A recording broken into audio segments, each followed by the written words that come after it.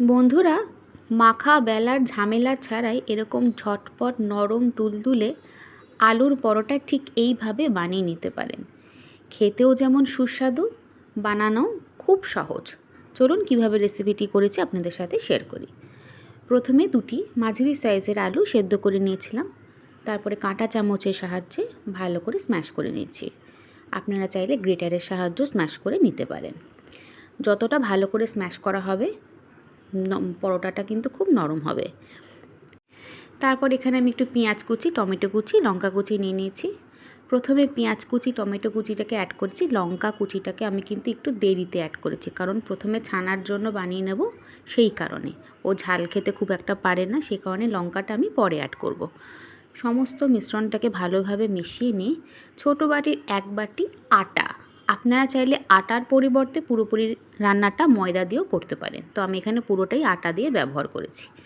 তারপর অল্প অল্প জল দিয়ে ভালো করে একটা পাতলা ব্যাটার বানাতে হবে। একবারে পুরো জল দেবেন না বন্ধুরা, তাহলে কিন্তু বোঝা যাবে না।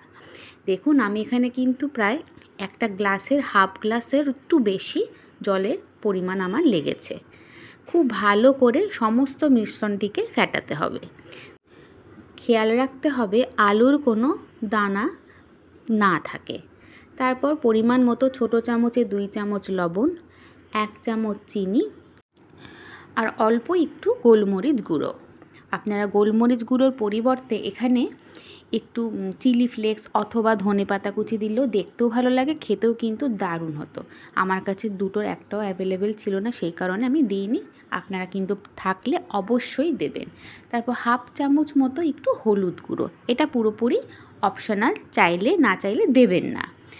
তারপর আবারও পুরো মিশ্রণটাকে ফেটিয়ে নিয়ে ঠিক পরোটাটা ভাজার আগে 2 চামচ সাদা তেল এখানে ব্যবহার করেছি। সাদা তেলটা কিন্তু অবশ্যই দেবেন বন্ধুরা, তাতে কিন্তু পরোটাটা কিন্তু খুব তাড়াতাড়ি হয়েও যাবে এবং খেতেও কিন্তু দারুণ নরম তুলতুলে হবে।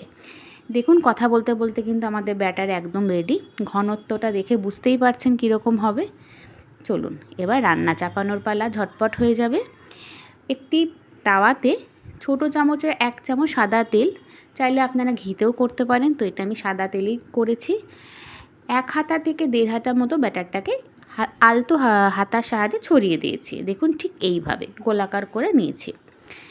তারপরে রান্নাটা কিন্তু অবশ্যই লো ফ্লেমে করতে হবে। হাই ফ্লেমে করলে কিন্তু বাইরেটা পুড়ে যাবে, ভেতরটা কাঁচা থেকে যাবে। তারপরে 1 থেকে 1.5 মিনিট মতো ছেড়ে দিয়েছি লো ফ্লেমে। তারপর আবারও 1 থেকে 1.5 মিনিট হয়ে গেলে 1 চামচ মতো সাদা তেল দিয়ে অপর পিঠটাও ঠিক 1 থেকে 2 মিনিট মতো ভেজে নিতে হবে লাল লাল করে। দেখুন আমার কিন্তু 2 পিঠই ভাজা একদম কমপ্লিট। দেখেই বুঝতে পারছেন কতটা ঝটপট। এটা আপনারা বাচ্চা টিফিনেও কিন্তু অবশ্যই দিতে পারেন। যদি সকালবেলা তাড়াহুড়ো থেকে থাকে, চাইলে আপনারা রাত্রিবেলা আলুটাও সেদ্ধ করে রাখতে পারেন, তাহলে তো আরও তাড়াতাড়ি হয়ে যাবে। দেখুন আরেকটা পরোটা আপনাদের সাথে আবারও শেয়ার করছি। অল্প একটু সাদা তেল, তেলটা গরম হয়ে আসলে ছোটো চামচের হাফ চামচ সাদা তেল 1 থেকে 1.5 হাতা মতো ব্যাটারটাকে দিয়ে হাতার পেছন দিকের সাহায্যে অল্প করে গোলাকার আকারে একটু ছড়িয়ে নিতে হবে। তারপর 1 পিঠ হয়ে গেলে 1 থেকে 1.5 মিনিট আবারও অপর দিকে 1 চামচ ছোটো চামচের সাদা তেল দিয়ে অপর পিঠটাও 1 থেকে 2 মিনিট মতো ভেজে নিতে হবে লাল করে। রান্নাটা একটা পরোটা করতে টোটাল 3 থেকে 4 মিনিট সময় লাগবে। অবশ্যই লো ফ্লেমে করবেন, খুব চটজলদি হয়ে যাবে, ঝটপট, এবং খুব একটা বেশি উপকরণ লাগে না। আপনারা দেখেই বুঝতে পারছেন কতটা সুন্দর হয়েছে। এখানে চাইলে আপনারা অনেক রকম ভেজিসও দিতে পারেন, ক্যাপসিকাম কুচি, একটু গাজর গ্রেট করে দিতে পারেন, তাহলে কিন্তু ব্যাপারটা আরও হেলদি হবে। তাহলে কেমন লাগলো বন্ধুরা, মাখা বেলার ঝামেলা ছাড়াই এরকম নরম তুলতুলে আলুর পরোটা? চটপট কিন্তু একদিন বানিয়ে দিন, বাচ্চার টিফিনে হোক কি রবিবারে ব্রেকফাস্টে।